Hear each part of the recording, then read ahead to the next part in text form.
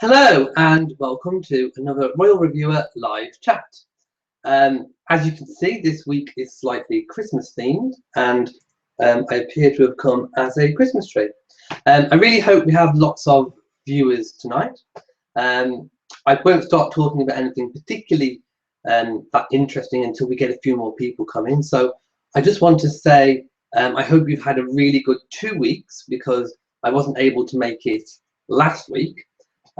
For unforeseen circumstances, but I'm back and I really missed all your questions last week, so I really hope you've got some really interesting, amazing questions like you always do. I'm always really impressed by the quality of the questions that I receive. I also have a few things jotted down that I want to talk about as well, so I hope we really have an amazing live question and answer session. Please let me know if you can see me. And that all the technology is working properly. Everything appears to be working from my end. As always, the format is exactly the same. Please say hi, or if you've got a question, leave it in the chat section below, whichever one you can see on your screen. So I'm now going to switch my screen to the chat window and see if I've got any questions. So I'm going to start it off by putting hi. So if you can see the same window as me, please say hello so that I can see that it's working and that you can see me. And we'll get started with the questions. Anything you want to know, just ask me. As always, I never know what the questions are going to be. So it's always really interesting and fun for me. So the first really big piece of news is obviously that Prince Harry's Royal Caribbean tour has finished. It's come to an end. Completed. It was 2 weeks, well actually 15 days of really intense royal engagements, and it was a rip-roaring success. Everything went swimmingly well. There was a little diplomatic hitch in one of the countries where Meghan Markle was mentioned. However, that was smoothed over really easily and everything went really well. Prince Harry met with Rihanna. They had a joint HIV test at the same time to obviously raise awareness of HIV and AIDS, which was one of his mother, Princess Diana's main causes that she was really into and really interested in raising awareness for. So continuing the good work of his mother played a key part of that tour, and also highlighting the Queen's canopy issue, which is obviously promoting forestry within the Commonwealth countries. So planting new trees, forest regeneration, and sustained forestry. I really hope that you can see the same chat window as me because I can't see any questions. So I'm just going to have another play around with some of the windows and see if I can find a different one. Please bear with me.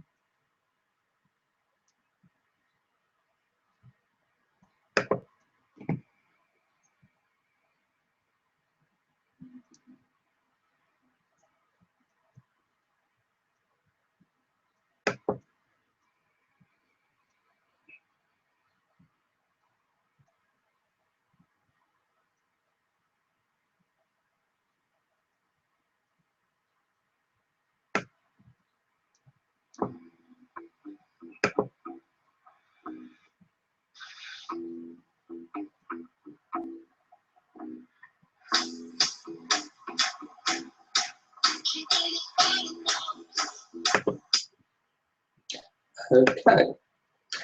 So I can see the screen now. I did have a different window open.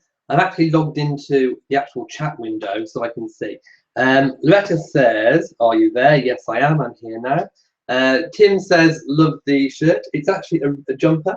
As I'm wearing it indoors, I'm quite hot, but I thought I'd get into the spirit of Christmas, only being a few weeks away.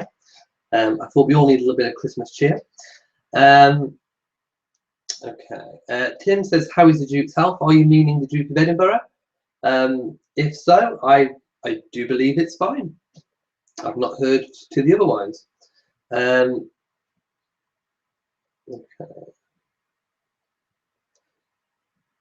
Okay.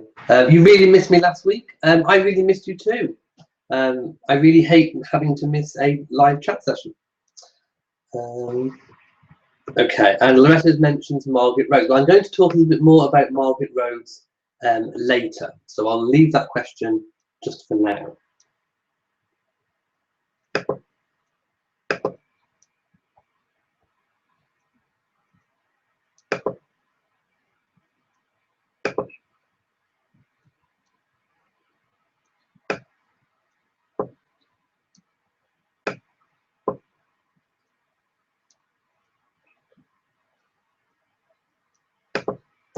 Okay, so we've spoken a little bit about Prince Harry. So if you've got any more questions on the Caribbean tour, please let me know. And I will go to Margaret Rhodes now. So Margaret Rhodes is one of the Queen's cousins from the Bowes-Lyon side of the family, which is the Queen Mother's side of the family. And she basically grew up with Margaret Rhodes. The Queen I'm talking about, she obviously grew up with Margaret Rhodes. They spent lots of time at Balmoral and Windsor and all the royal houses. And Margaret Rhodes also spent some time at Buckingham Palace, where she lived for a period of time. And she's the closest thing the Queen ever really had to a confidant and a friend. So of course, being the same age, 91, well, Margaret Rhodes is 91, the Queen's 90, but pretty much same age. To then finally lose your confidant and your friend must have been a really huge blow. And also Margaret was bridesmaid, or one of the bridesmaids at the wedding. So it must have been a huge loss. We do not know exactly when the funeral is going to be. It will, well, it's more than likely to be a private service or ceremony. And I don't know whether it's going to be a burial or a cremation. Again, we'll have to wait and see and keep our ears to the ground and see what happens with that. But really sad news for the Queen. And I've just heard that she's also lost another one of her bridesmaids as well. So she's lost sort of 2 bridesmaids within a week, 2 weeks. So a pretty sad time for the Queen. So I'm sure this Christmas she will be remembering those that she's lost.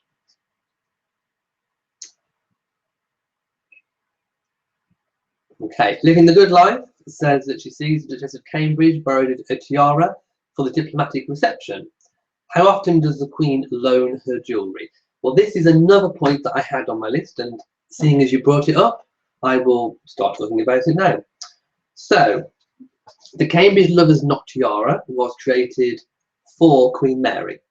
And it's one of her favourite designs that she had a relative who had a similar tiara, and so she modelled her new tiara on that design. So basically, she's loaned it out throughout the years and worn it herself.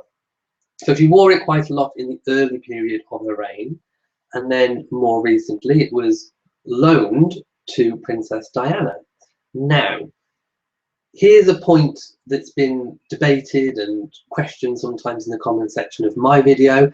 Now, I was always under the impression that the ownership of the tiara was actually Diana, the Princess of Wales, because it was given as a gift on her wedding day.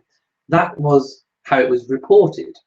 Now, what's happened is that somewhere after Princess Diana's death, it's reverted back to the Queen. So what we don't know is if it was actually given as a gift or whether it was given as a gift on long-term loan to Diana.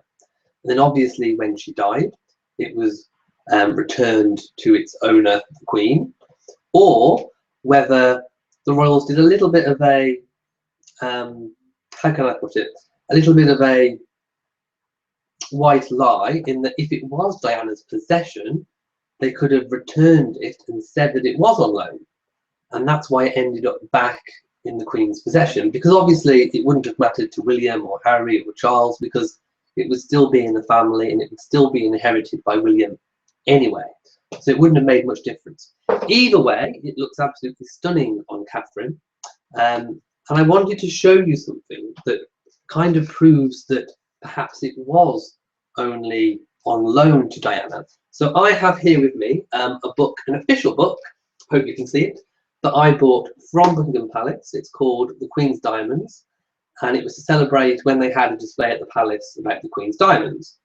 And in it, if I open up I will show you this book properly at a different time. But basically, if I open up to the page on Queen Mary's Lovers Not Tiara, which is here, it's quite a heavy book. It says in the print at the bottom, there we go. The tiara was inherited by the Queen from her grandmother in 1953 and was worn by Diana, Princess of Wales, following her marriage in 1981. So, if it was worn by her, that suggests that it was on long-term loan, not as an actual gift. So, I'm beginning to come round more to the thought that it was on long-term loan and that it was just returned to the Queen after her death, obviously because the Queen owns it. However, it probably was a wedding present of a long-term loan.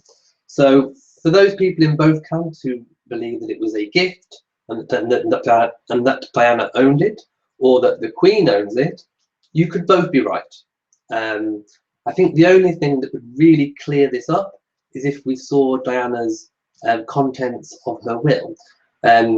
Part of Diana's will was released to the media, but not the part about possessions. So the piece of the jigsaw that's missing is the key piece that would have the definitive answer.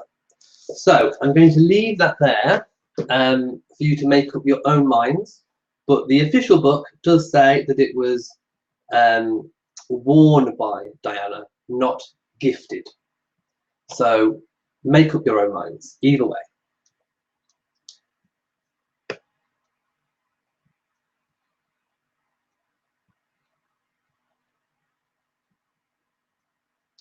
Okay, Living the Good Life says, has any of the royal family ever been photographed wearing any of the Duchess of Windsor's jewellery that was auctioned off after she died?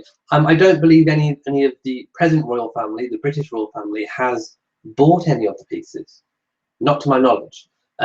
So no, and it would obviously be a little bit taboo of a subject to do that anyway, even if they had, especially while the Queen is living. So I certainly don't think we'll see that, even if they do have any. Heather says, I thought it was a gift to Diana also. Is there any of Diana's jewellery besides the engagement ring that Catherine might wear?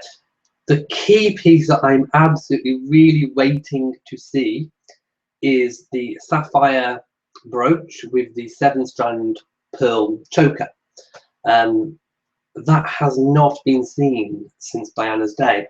And I think the answer in that may lie to the inheritance. So we know that William got the engagement ring and obviously some key other pieces, and Catherine gets to wear the Lover's Knot tiara. So I'm thinking that maybe the sapphire choker is actually reserved for Harry and possibly to be worn by Harry's future bride. Now at the moment his girlfriend is Meghan Markle. So let's suppose that there is a royal wedding in 2017 or 18 between Meghan and Harry. Perhaps she will be seen wearing that choker, and that would be absolutely amazing to see that back in circulation, so to speak. So I would really love to see that, hopefully one day. By the way, what do we all think about Meghan Markle? Personally, she's growing on me. I think she's actually quite a good choice for Harry. I think they're very suitable. I think she knows how to deal with the media. I think she's used to media attention, which makes her fairly suitable to that sort of life. So I'm really liking her at the precise moment. And of course, we know that Harry, having completed the Caribbean tour, flew to Toronto for a slight detour. Well, I say slight, a 1,700-mile detour to spend 2 days with Meghan. And of course, if you watch one of my videos on that, she was seen shopping for groceries, and she was carrying flowers, and she was wearing a necklace with H&M on it. Whether he bought it her or she bought it, I don't know. But anyway, he spent 2 days with her after the tour. So it's obviously very serious, and I wish them all the best. I really do. And then, of course, Harry flew over for his last few engagements in the UK before breaking for the Christmas period. So I think we'll see now a little bit of a royal wind down on the engagements before they all head to their respective families and friends, and obviously, ultimately, to Sandringham for the big royal Christmas dinner. Of course, Meghan can't be invited to that. It's only members of the actual family invited to Sandringham at Christmas. So perhaps Harry will go and see Meghan before Christmas, or whether she might come over, we don't know. She could even come over and stay with William and Catherine at Anmer to be close to Harry. We don't know. We'll have to wait and see. Okay. Nicole says the media reported that Prince Harry had broken protocol for visiting Meghan Markle. Is he in trouble? And is the relationship controversial as the media makes it? In Britain, it isn't really that controversial. I think we've all gotten over her media past already, and I think we're just looking to the future for them. And like me, I think we all wish them the best. He didn't really break protocol. The actual tour, the official tour, the state tour of the Caribbean was over. He was due to fly home. So the fact that he took a detour, he didn't really break with any protocol. That was technically his free time to do with as he wants. And of course, the flight over to Toronto would have been privately funded by him, and the cost of the royal protection he gets anyway. It doesn't matter where he is in the world, he always has that royal protection. So it doesn't matter whether he flew back to the UK or went to Toronto or India or Australia or anywhere, he would still have that. So he's not really in trouble. He hasn't done anything wrong. He would have been in more trouble and broken protocol if she'd have come to visit him during the tour. So no, he's not in trouble. He's absolutely fine. Okay, Living the Good Life says, it reminds me of when Prince William got into trouble for landing a helicopter in Catherine's back garden. Yes, I remember that. And that was a slight breach of protocol because he was on duty at the time. But Harry had finished his duty, the tour was over, so everything's fine. Apologies if I've missed some questions, but the questions are moving fairly quick, so I've had to skip a few questions. I think Tim, I've skipped some of yours, but I will hopefully be answering some of your questions, especially about the death of the Queen's other bridesmaid in an upcoming video. So bear with me on that one. Heather says, I think she's beautiful, but I don't know much about her. She seems sweet and isn't shy about posting a cute hint about Harry. Yes, you're referring to her Instagram posts, which are very cryptic, but they are quite fun for a royal watcher to try and guess what she's meaning. So it's just a bit of fun, and I quite like that too. And yes, she's very media savvy, which is why I think this relationship has a bit more legs than his previous relationships, because she put herself in front of the media prior to being with Harry. So unlike the others who were kind of thrust into the spotlight because of Harry, she's already in the spotlight. So it doesn't come as a shock to her. She doesn't mind it. She actually quite likes it. And of course, also, she started her charity work before she even met Harry. So it shows that she has a charitable side and that she would be very suited to royal engagements. So the fact that she doesn't fit his usual bohemian blonde type is kind of made up for with, I think, her personality and what she stands for. And I think Harry's probably realised that it's what's inside that matters, and that it needs to be someone suitable to be his girlfriend and to fulfil any future role that comes with him. So that's why I think they are very suited.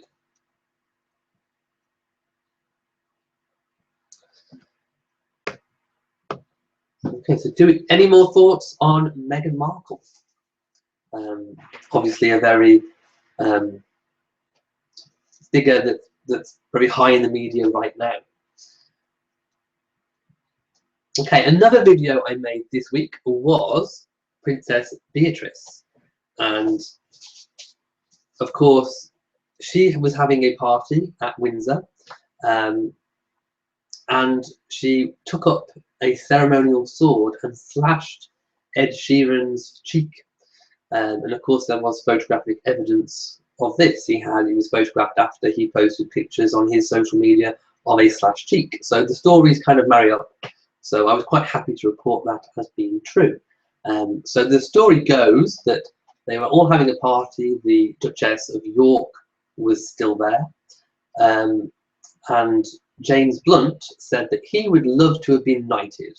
So Beatrice picked up the sword, a big, long ceremonial sword, obliged in a joking way, obviously, because she doesn't have the authority to actually knight somebody.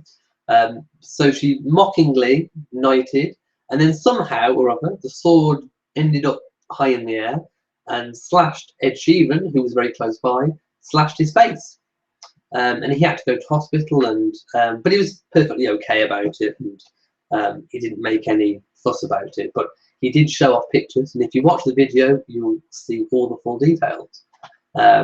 So perhaps Beatrice shouldn't have been fooling around with the ceremonial sword, but it happened anyway, and I just don't think it particularly bodes well for Andrew's wanting of her to be more of a full-time working royal if she's sort of showing a little bit of disregard for certain aspects of the role. And of course that leads me on to Prince Andrew releasing this week a very public denial of a rift between him and Charles, and obviously denying that that he wants any future husbands of his daughters to have titles such as earldoms. So obviously that is another video that I'm going to cover later in the week, because obviously last week was pretty much taken up again by Prince Harry's tour. So this week I hope to bring some videos on different royals, because I always like to cover lots of different royals too. So I'll be covering those stories. What do you think about Beatrice and the sword?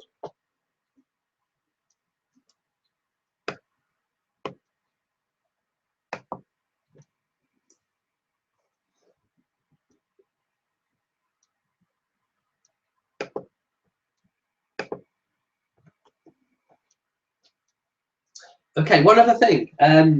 You may think that this is just a normal Christmas jumper, and let me show you the full effect of the jumper, but it's not. It does something different. Can any of you guess what my beautiful Christmas tree can actually do? Let me know, and if someone guesses, I will reveal what my Christmas tree does.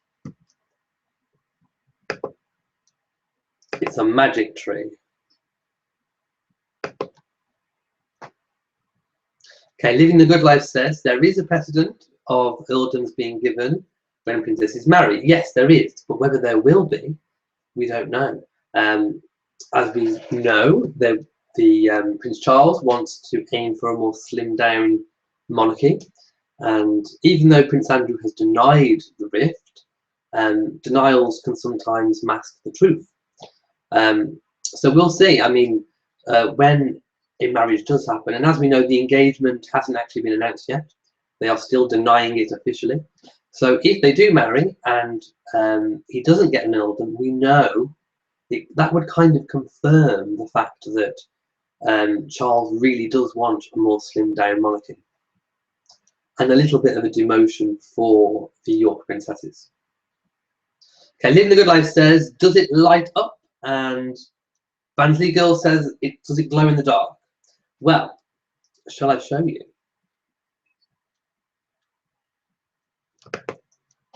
Okay. Are we ready? Okay, I don't know if you can quite see, but it does in fact flash. Maybe if I turn my light out, you'll be able to see it better. Hang on. Can you see my tree? Okay, so if you're wondering why it's gone black, I have just turned out the light so that you can see my tree. So yes, this tree does in fact flash. It's a piece of wearable technology, and I bought it for a bit of fun.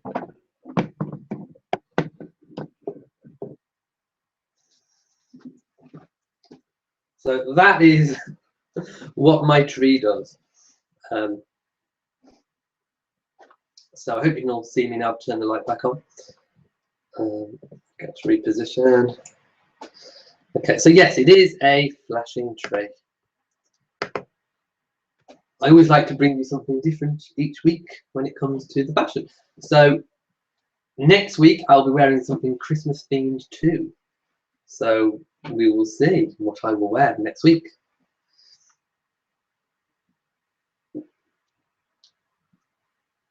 Okay, how does it work? Well, it's got a battery pack. So if I just stand up and show you. So it's got a wire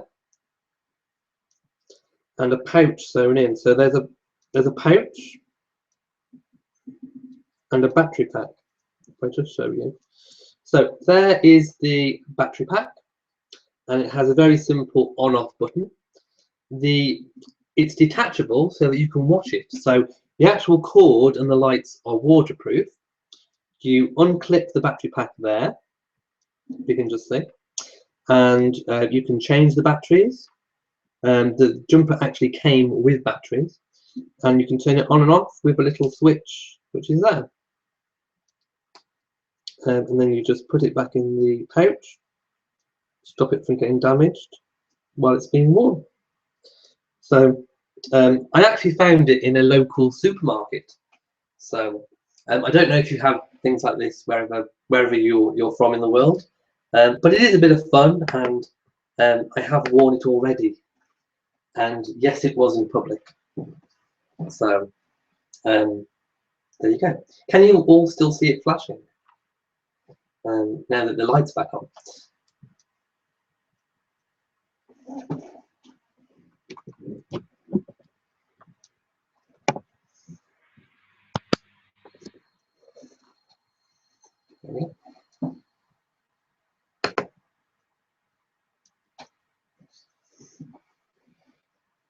Okay, we call jumpers sweaters in the West. Yeah, in the UK, these are jumpers, and particularly this type of jumper is called a Christmas jumper.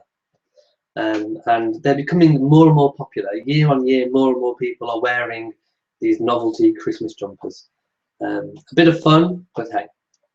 Okay, Terry says, Earldoms, Princess Margaret was the Queen's sister, so it was right for Lord Snowdon, but for daughters of a second son, I think not. In the past, they would have been married off to other royalty. I agree, but I'm not quite sure Prince Andrew is ready for any of his grandchildren not to have royal titles. But I think ultimately it will come down, I think, to Charles, because the Queen is deferring quite a lot to Charles on these kind of occasions.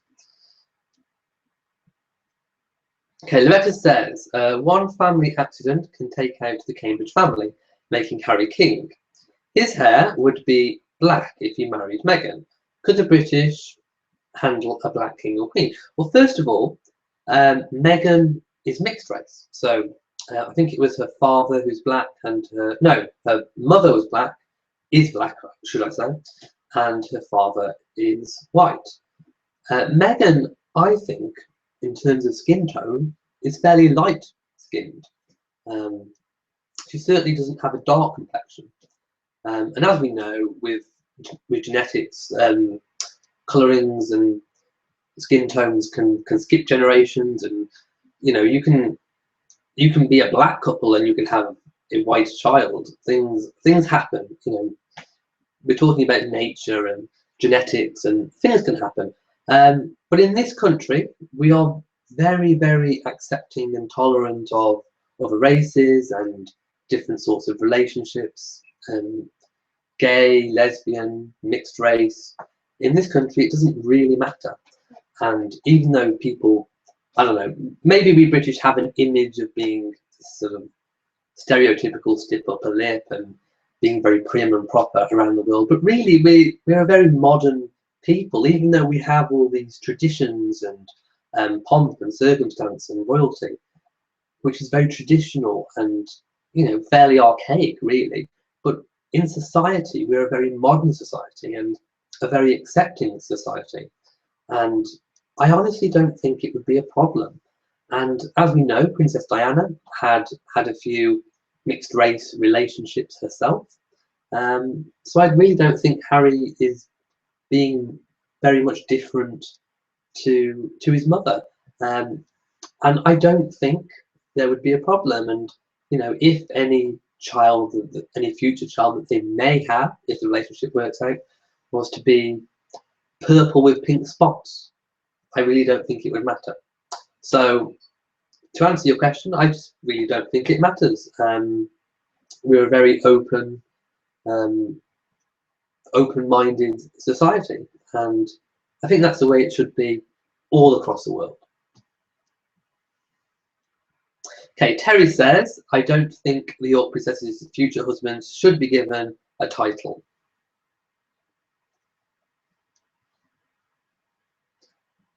Okay, I'm not sure. Ultimately, it is up to the Queen and, as I said, possibly Prince Charles. Of course, the princesses would still be princesses, but their husbands would just be plain Mr. whatever. Okay, Nicole says, if Prince Harry does propose to Meghan, will she get one of Princess Diana's rings, or will Harry commission something special for her? I do believe that when it comes to the jewellery, it may be split. We know that all of Diana's assets were shared between her boys. That part of the will is actually you can obtain from the internet, and I read it myself, and that bit of the will does say that Diana wishes to be buried rather than cremated, which debunks to me the rumour that she was cremated. I do think she was actually buried as per her wishes, because obviously an executor of the will has to make sure that any wishes stipulated in a will are carried out. So to me, she was buried, and obviously her jewels potentially would have been split. And that's why I think that perhaps the sapphire choker may be one of Harry's share. So of course we could see Meghan, if indeed she becomes Harry's bride, his future bride, we could see her wearing some of Diana's jewels.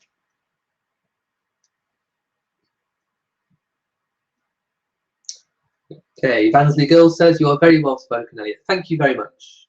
Thank you. Loretta says, do you think the Duchess of York is behind being Eugenie suffering from blood princess syndrome? Well, that's a new one on me, blood princess syndrome. I think I might use that in a future video, maybe. I quite like it.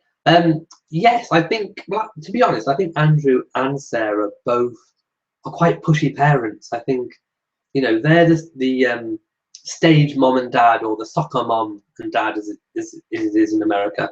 They're the ones that keep pushing their children to do more and more and more and better, and they want the limelight for their children, and sometimes perhaps living a little bit vicariously through their children. So yes, I think obviously, you know, you are a product of how you're brought up, and if that's the attitude that you're brought up with, then that's how you will be in your own life. However, the princesses do work hard, they do have jobs, and they do a lot of charity work.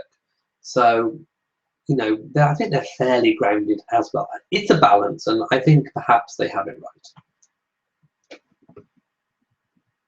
right. Okay, Nancy says, have you ever noticed that Camilla tends to walk either in front of or next to Charles? One seldom sees her walking behind him. To be honest, I hadn't noticed, but I will be looking from now on. It is obviously custom for the spouse of somebody who has a title to perhaps walk a step or two behind, such as the Duke of Edinburgh, who walks a few steps, well, usually 2 steps behind the Queen. However, he is known to go off and do his own thing. I think, I have a sneaky suspicion that Charles quite likes to be bossed around a little bit, or sort of dominated by Camilla. I think he quite likes having a little bit of a controlling force on him in private, when he's quite he's the one doing the controlling in his day-to-day life. And I think behind the scenes he quite likes a strong woman to sort of take him by the belt strap and kind of tell him what to do, and I think Camilla does that. She is a very robust, shall we say, lady. So it makes no surprise to me that she might walk a few steps ahead. I'll be looking out for that. Maybe I'll comment on that next week. I'll have a look. Okay, Caroline says, I heard that Nicky Hilton got married at Kensington Palace. Is it open to the public for such occasions? The state apartments are open to the public. I haven't heard that she got married there. However, I do believe it is open for weddings. I mean, if you've got enough money, then you can hire out the state apartments, which are of course separate from the residential and staff and office quarters. Then it's quite possible that she did get married there. The actual state apartments are very close to William and Catherine's apartment. They're joined by, I think it's the King's Staircase. So I think there is a door from William's bit onto the King's Staircase, which leads into the state apartments. So it would have been very close if indeed that had happened. So I haven't heard that, but it is possible, yes. For a price, you can almost have anything.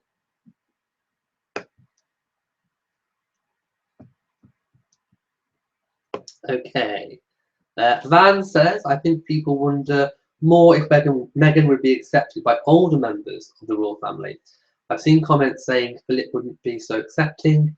I think they would be happy as long as Harry's happy. I do think they'd be happy as long as Harry's happy. And I actually think the Duke of Edinburgh is probably one of the more open, accepting people in the family. He's a modernist.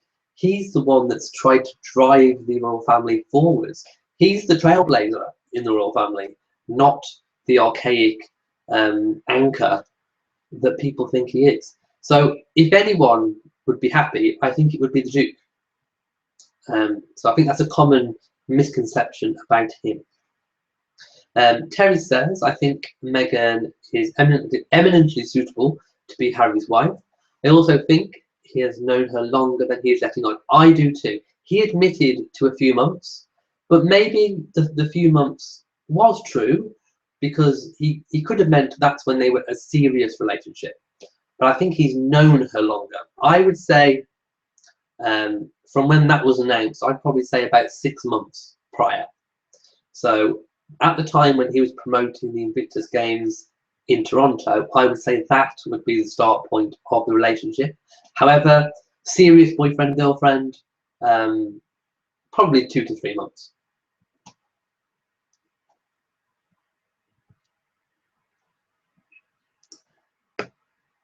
Okay, Sally says, good evening, Elliot. Good evening, Sally. Loretta says, if the Queen learned she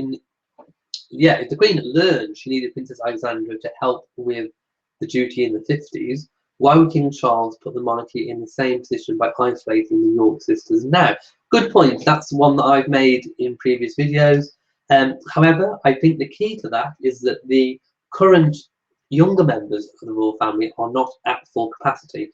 William is still working as part-time as an air rescue pilot. Catherine is, I suppose, more full-time mom than working royal. Harry is stepping up and doing a lot more duties, but he still isn't working at capacity. I think when all three are working at full capacity, that will be the point when seriously the York princesses will be considered about if they are needed to fill any gaps. So I think we need to wait until all the others, the Cambridges and Prince Harry, are at full capacity.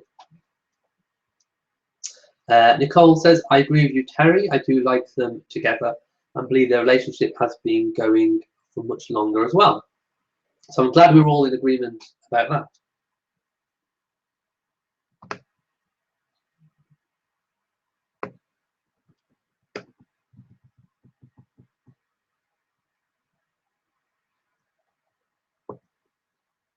Okay. Mahmood says, hello. Hello, Mahmood. And Sia Moon says, hi, Elliot. I need it. You need what? What do you need? You need my jumper. My lovely, beautiful Christmas tree that is still flashing. Can you all still see it flashing, even though I've got my really strong light in front of me? Okay. I'm now going to show you another part of my collection. So I'm not going to show you the Queen's Diamonds book today. I only brought that down to illustrate the point about the Cambridge lovers, not Tiara. But I will go through that book again in a few weeks' time. But I want to show you another little sort of magazine that I picked up. I picked this up actually in a newsagent, in a very well-known, popular newsagent in the UK. And it's called Kate Style. And it says, discover how the Duchess evolved into a fashion icon. So it has latest trends inside. So if you're interested in Kate's fashion and her style, then this is the book for you. So it has lots of pictures of all of her fashion. So here we have some of her looks. So it has a all about Kate section, including the Kate effect. It includes information on Pippa, It's a Sisters Act, Kate's calendar of style. On page 28, there is a lookbook. Take a closer look at some of Kate's most well-known looks and find out how you can recreate her style. So there'll be lots of replicate looks in this book, including natural chic, perfect the Kate updo, and feminine florals. Now, speaking about Kate's style, a female colleague of mine, obviously it's Christmas season, so lots of Christmas parties going on, and one of my female colleagues came to me and said they don't know what to wear. Well, they've got the outfit sorted, but not what to do with their hair and makeup and all that kind of thing. So I've made a suggestion, thinking back to Kate's look, and I suggested an elegant chignon, you know, the sort of back bun, quite a modern take on a classic bun, and she loved the idea. And I suggested sort of nice pearl earrings to go with it, and some nice shoes that Kate kind of wears.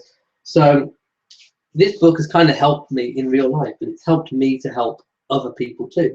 So although it seems a very trivial thing, there's lots of pictures on all of Kate's looks, and actually this book has got me calling her Kate, which you know that I loathe. You know I prefer Catherine. It's just because it's got Kate there that I'm saying Kate. It's Catherine. I know it's Catherine. Don't tell me off, please. So lots of Catherine's looks, her Jimmy Choo shoes, her jewellery, her brooches, her earrings. It's all here in this book. And if you're a Catherine follower of fashion, this is a really good book for you. So I'm just showing you really quickly. See, again, more information on her earrings and other such things. So a really good book. If you get hold of it, I'm not sure if it's available worldwide, but if you can get hold of it and you're interested, then feel free. It is a good read. Okay, CM Moon says, I meant I made it, not that you need it. So you don't need my lovely Christmas jumper. You're saying that you're really happy that you made it. Well, I'm happy that you made it too. Okay, Nicole says, does Prince Andrew carry out many royal engagements? He doesn't seem to get positive media coverage. Did his marriage to Sarah Ferguson ruin his reputation? He does carry out lots of engagements. He has his own Twitter, so if you want to go onto his Twitter account, it documents his engagements, and obviously you can go to the court circular, which documents all of his engagements that he has attended previously. So he does work hard.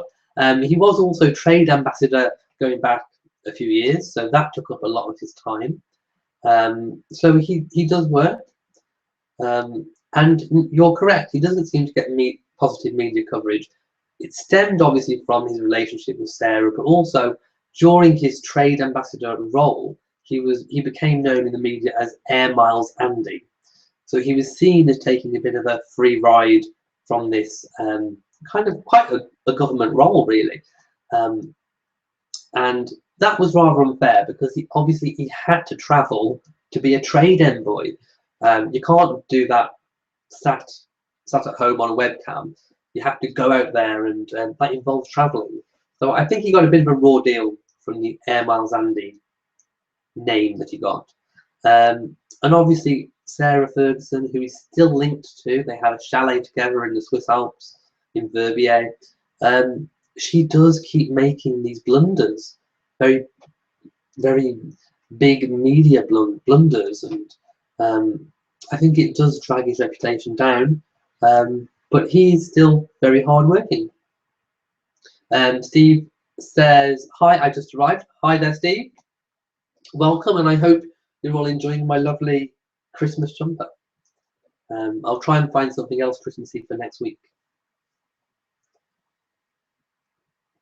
Okay, so do I have any other questions? If you've just joined the chat, this is Royal Reviewer live question and answer chat session. It goes hand in hand with my YouTube channel and my Facebook account of the same name, Royal Reviewer. I've got Royal Reviewer Twitter, Royal Reviewer Blogspot, and what's the other one? I have another one, one that I post to, and it's another blog. What is it?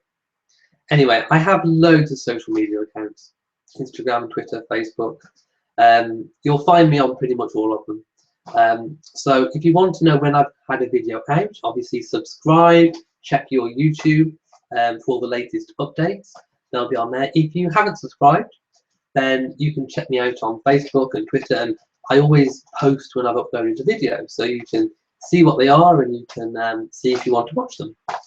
But please do subscribe, because you'll never miss a video if you subscribe and then check back into your YouTube account.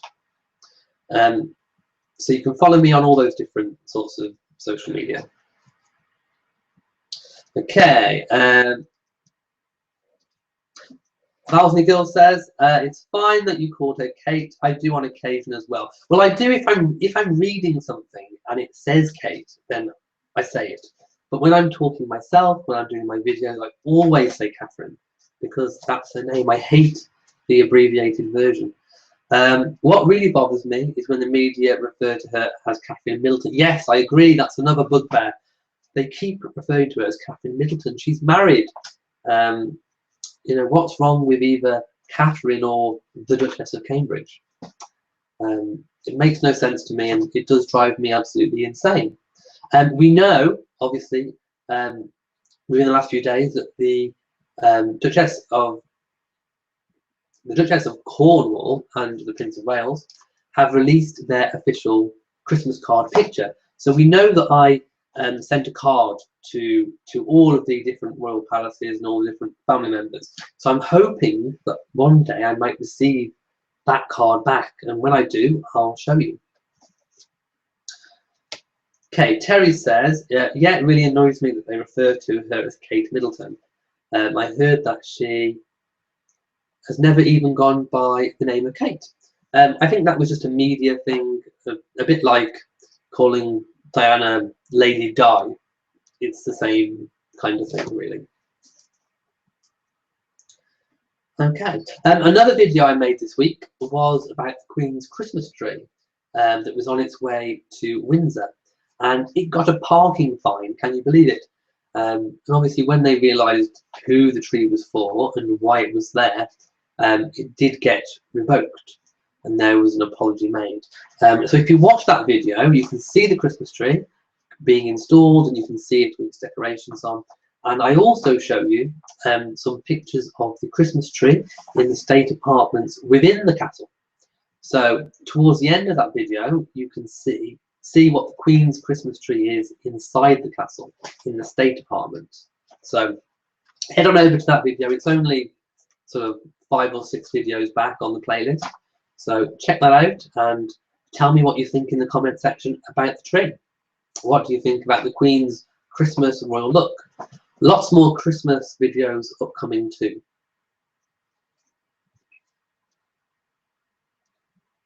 Okay, other big news, big exciting news this week was that Zara Phillips, granddaughter of the Queen, and Mike Tindall are expecting their 2nd child.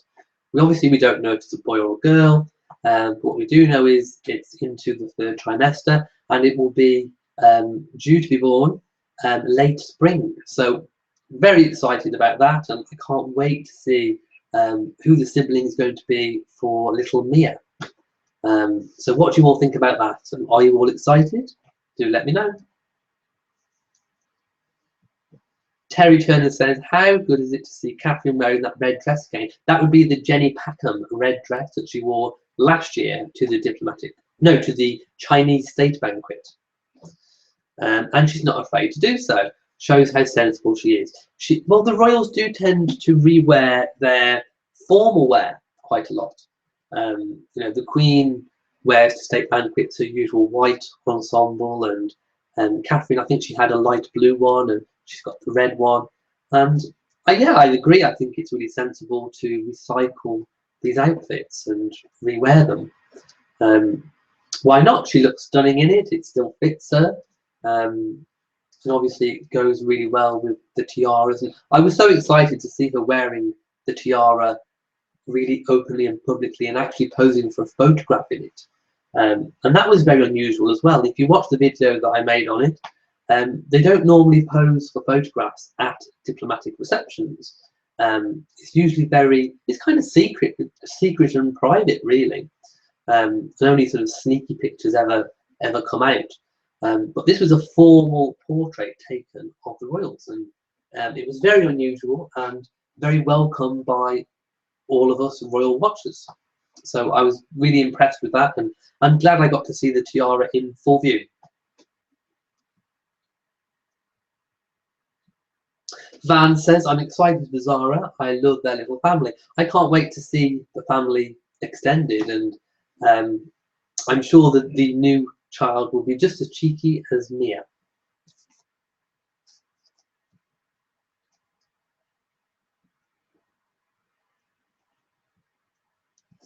Okay, so do I have any other questions? The format is still the same. If you've got any questions or just want to say hi or anything, then leave it in the chat box so that you can see.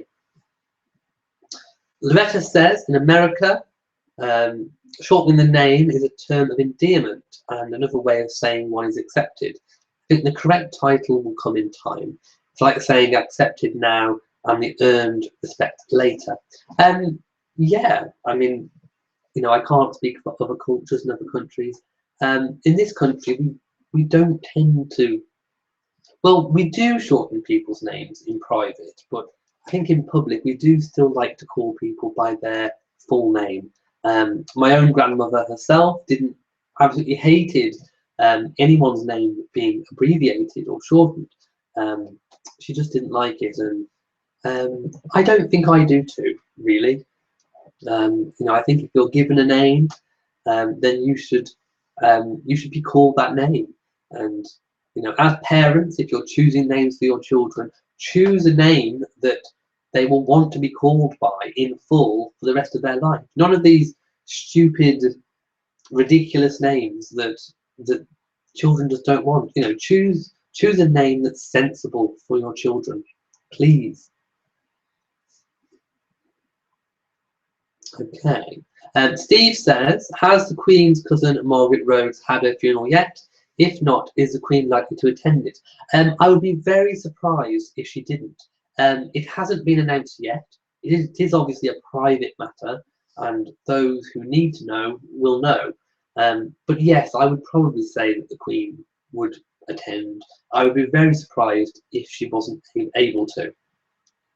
Although obviously that depends upon any prior engagements that have been booked, because as we know, the Queen takes duty more seriously over the personal. So if the Queen had engagements booked already, it's very doubtful she'd cancel them.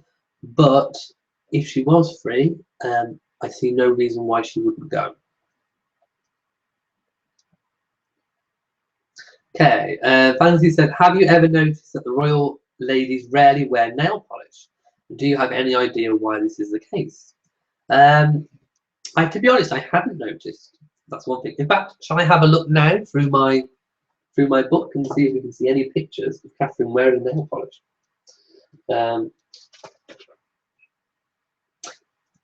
You're right. Maybe it's considered a bit tacky to wear nail polish, even with a colourful outfit. We can see here that she's got clear. So I think it's wrong to say that they don't wear any nail polish, but I think what they do have would be clear and non-obtrusive. Perhaps not to take attention away from the fashion or anything like that. And as we saw at the recent diplomatic reception, Kate was wearing a lot more of an evening smoky eye effect. So they can clearly wear makeup that's a little bit more daring to suit the occasion, obviously. But I'm just looking through now, and you're quite right. I can't see any colourful nail polish on Catherine. But I do believe that she has clear on. So it's probably because maybe they consider it to look a little bit tacky. Maybe in some circumstances it might cheapen an outfit. But yes, you're quite right. I can't see them wearing any nail polish. Good point made. Well done. Van says, regarding the Lovers Not tiara, will we see anyone else wearing it, or is it now officially Catherine's? Can it be loaned to someone? Well, look, of course it can be loaned to someone else, but I do believe it's more than likely on long-term loan, as well as the lotus or papyrus tiara, which we also saw Catherine wearing to the last diplomatic reception or the state banquet. One or the other. She wore the lotus. I think she's worn the lotus twice, the Cambridge Lovers Not twice, and the Cartier halo once. So this is the 5th time that we've seen Catherine in any of the Queen's tiaras. So of course the Cartier halo tiara, which was the Queen Mother's and then gifted to the Queen, was worn on Catherine's wedding day. Then I think we saw the lotus tiara. Then we saw the Cambridge Lovers Not tiara, just a quick glimpse through a car window. Then we saw the lotus again, and now we've seen the Cambridge Lovers Not. So 5 occasions, 5 tiara, 2 different tiaras, well 3 different tiaras if you include the halo. Will she wear any others? I'm not sure. I would like to see her in some of the more spiky tiaras, like one of the fringe tiaras, for example. That would look, I think, really incredible on Catherine. So hopefully we'll see more.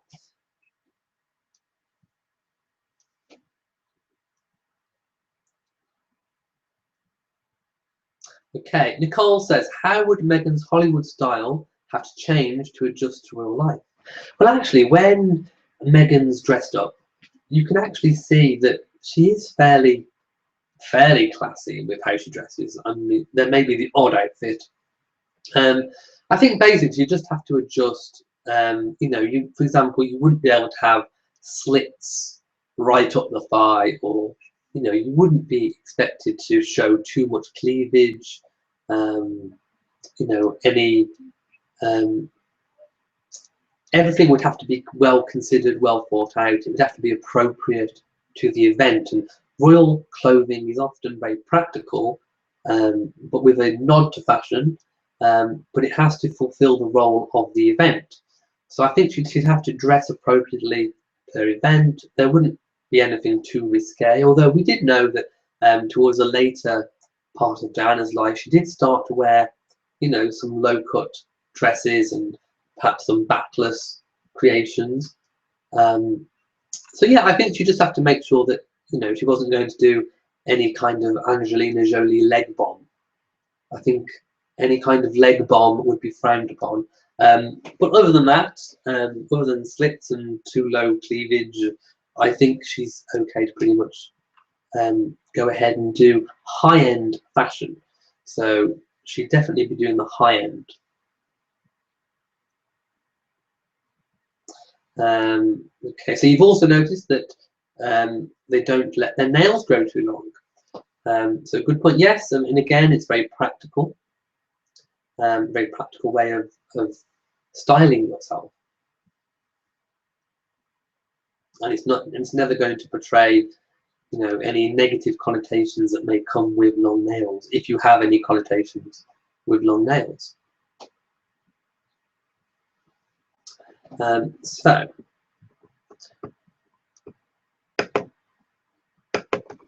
So do you have any other questions?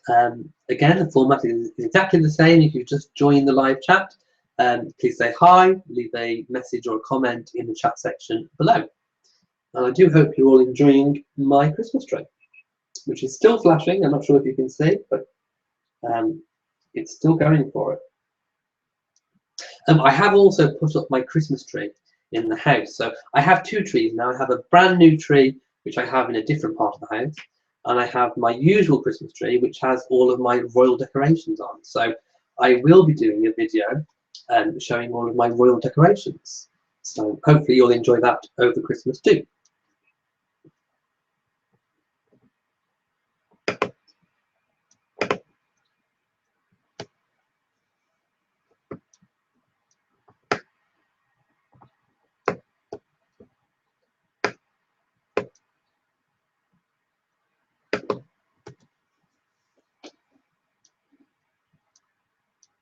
Okay, so I hope you're all enjoying the chat and that you've all had a chance to ask any questions that you've had. Obviously, it's been 2 weeks since I did the last video. So if you can think of anything you'd like to know, please let me know.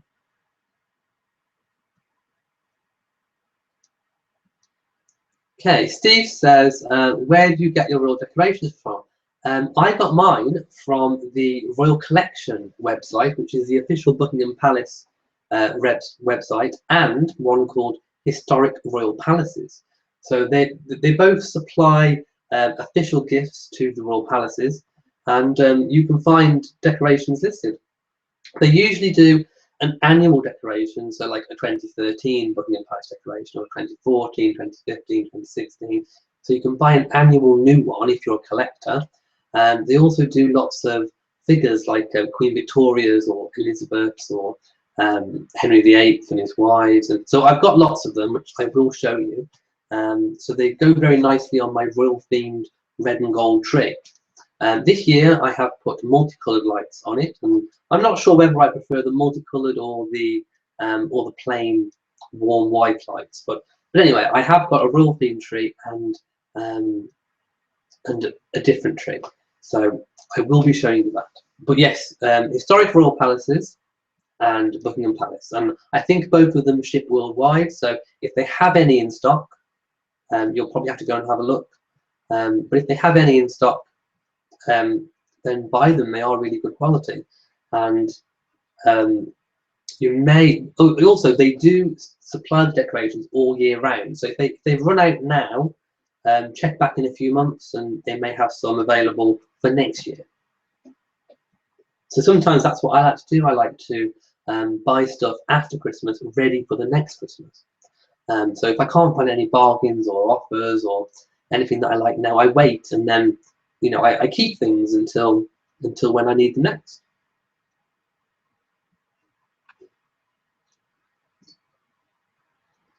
Okay, Nicole says, what is the name of the outfit that Prince William was wearing during the reception? I'm going to do a video on that. I've already got one planned where I'm going to show all what the different decorations and sashes and royal family orders mean. But he was wearing a garter on his leg. So he was wearing a garter belt. But I am going to do a video on that. So bear with me on that one, and stay tuned for the video.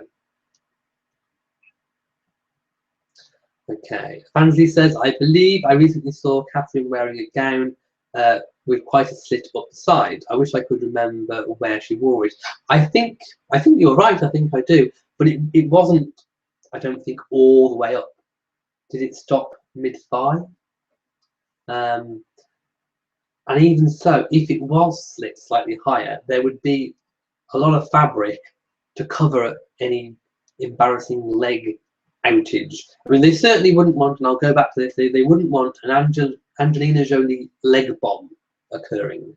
So even if the slit is high, it would be a classy outfit with enough fabric to cover that slit to stop any embarrassing wardrobe malfunctions. I mean, can you imagine if there was a gust of wind and it blew up the slit? I'm pulling that face again. It wouldn't be good. It wouldn't be a good look. Okay, Loretta says, so should we start calling Harry Henry? Yes, I do believe we should. However, it was a name that his parents gave him as being Harry, so they shortened it or changed it. And in this country, we do have a tradition of calling anyone called Henry Harry. Don't ask me why. As we know, Henry VIII was referred to as King Harry. So if you sort of do the vice versa. Anyway, it doesn't really matter. We all know who they mean by Prince Harry, but his official title is His Royal Highness the Prince Henry. And I would be more than happy for people to start calling him Henry and not Harry. But as he himself calls himself Harry, and on the official website he's known as Prince Harry, I think we're just going to have to roll with it, I'm afraid. Loretta says, excellent quotation, Nicole. Thanks for asking.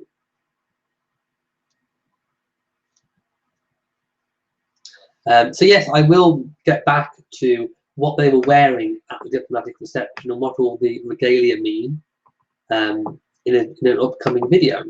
So stay tuned for that one.